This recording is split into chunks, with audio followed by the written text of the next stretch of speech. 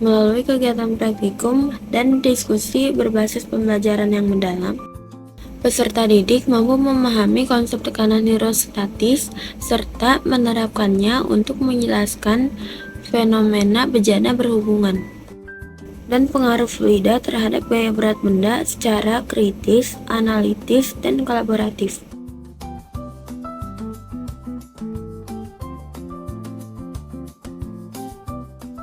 Di sini ada 3 pertanyaan pemantik.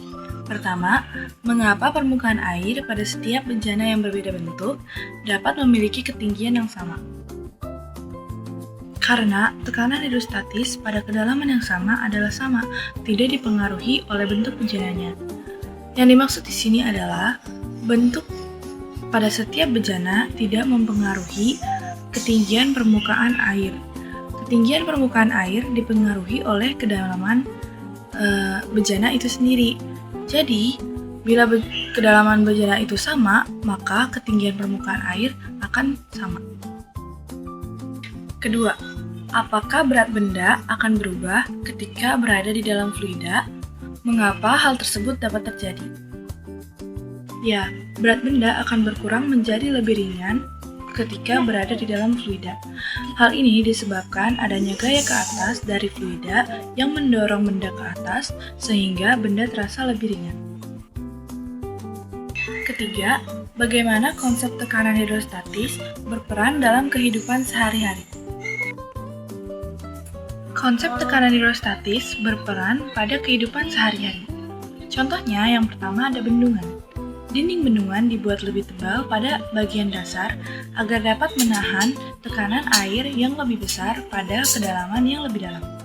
Yang kedua, ada infus medis. Infus medis digantungkan pada ketinggian tertentu di atas pasien untuk memastikan tekanan hidrostatis mendorong cairan masuk ke dalam aliran darah.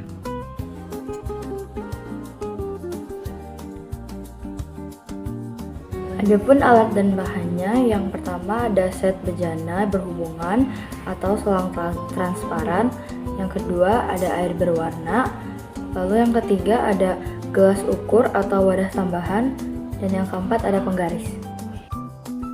Langkah kerjanya yaitu yang pertama, susun bejana berhubungan dengan bentuk yang berbeda, lalu tuangkan air berwarna hingga mengisi seluruh bagian bejana, lalu diamkan beberapa saat hingga permukaan airnya stabil, lalu ukur tinggi permukaan air pada setiap bejana.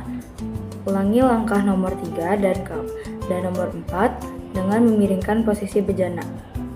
Catat hasil pengamatan pada tabel. Air dalam bejana masih seperti pengamatan pertama. Kemudian, teteskan cairan sebanyak 2 pipet ke dalam salah satu bejana. Lalu yang terakhir, cat tinggi cairan dalam masing-masing bejana.